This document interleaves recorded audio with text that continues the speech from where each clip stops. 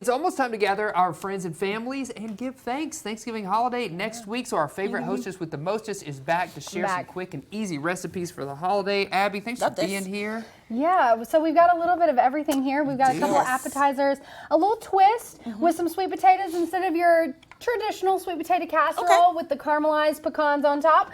We've got a little roasted sweet potato that we can talk about, and then finish up with dessert with a fun kid treat. I mean, it's really good for anybody.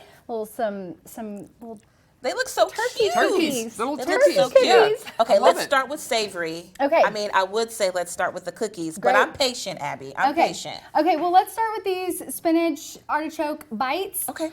You know I love crescent rolls. You can do just about anything with them. And so I have this mini muffin pan, and I cut the crescent rolls into little squares and then just put them in here. One thing I did want to show you about this is that when you put crescent rolls in here, they'll puff up because that's what they're known to do. Right. Okay. So take something small, this is a half a tablespoon, and you're just going to push it right down in there, and it makes a nice little cup. Pocket, so you can see that I've made, by pushing in, I've made these little cups, and then you can just take your spinach artichoke dip and put it right in there. Now these will go back in the oven. I was going to ask, so you put them back in. Put them back in the oven to just toast the top. So you'll cook these for about 6 minutes. Crescent rolls usually need to cook between 8 and 10 minutes. So almost cook them all the way. When they come out, they're hot. Press down, make those cups, fill it with spinach artichoke, put it back in for a couple of minutes. Finish them off. Super, super tasty.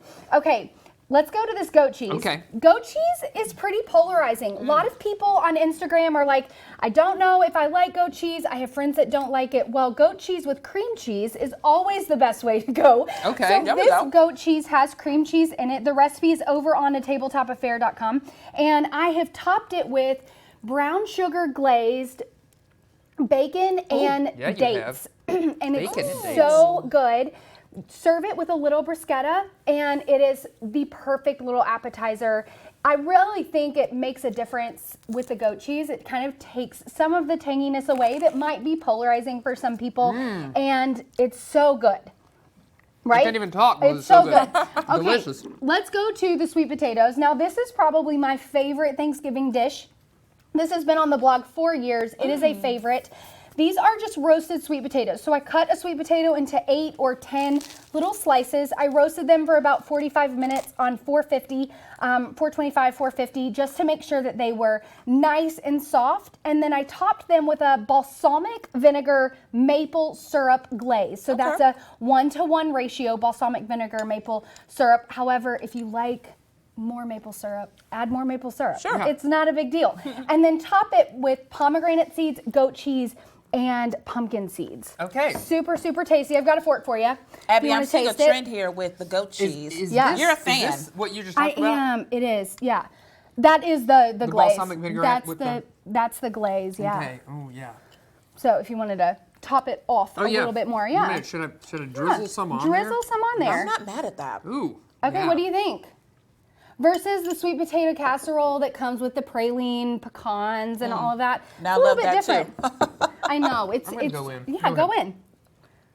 Ooh, this one has. I love the goat on it. cheese on it because it gives it a creaminess that maybe you might not get in a traditional sweet potato casserole.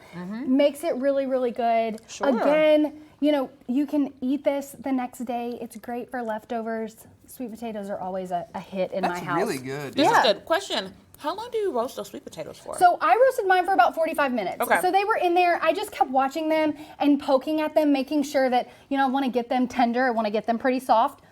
And because I cut them into longer strips, sometimes they're not cubes. So it's going to take longer than roasting little cubes. And then you're going to put it in between 425, 450 with a little bit of olive oil on there. Yeah, Do you not recommend? much. Really cute, nice little kick. Yeah. Do you recommend cutting them long ways like that?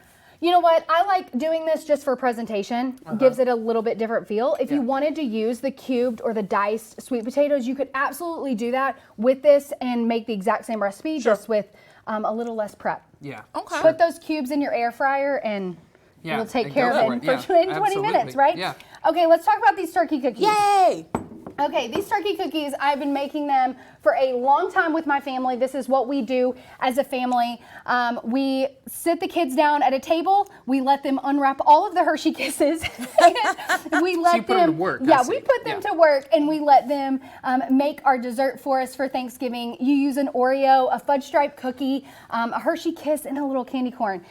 Here's a pro tip. Candy corn's hard to find after October 31st. Okay. So a lot of times Really? you have to go to gas stations that have their own candy line. You know, like a Casey's or something that have their own brand. They'll sometimes have candy corn in the candy aisle, but it's hard to find. What is the sticking agent? What is the sticking agent is just rich and creamy chocolate fudge frosting. Okay, that's frosting. Super easy, and the kids love it. They love to get it on their fingers, and then I don't mean, know. the I don't kids know and that the adults, I cookies think. are the most sanitary after they make them, but they're super easy and super fun. What I love about all of these things are they're quick and they're easy. I mean, it took 5 minutes to put that goat cheese and the cream cheese in the microwave, kind of get it all warm and mix it up. Took just minutes for the crescent rolls. The cookies are already made for you. You don't have to really prep anything. Goodness, Oh my thank you gosh, so much. so good, Abby. Super easy. Per Thank you. I'm usual. full, So and I good. love it.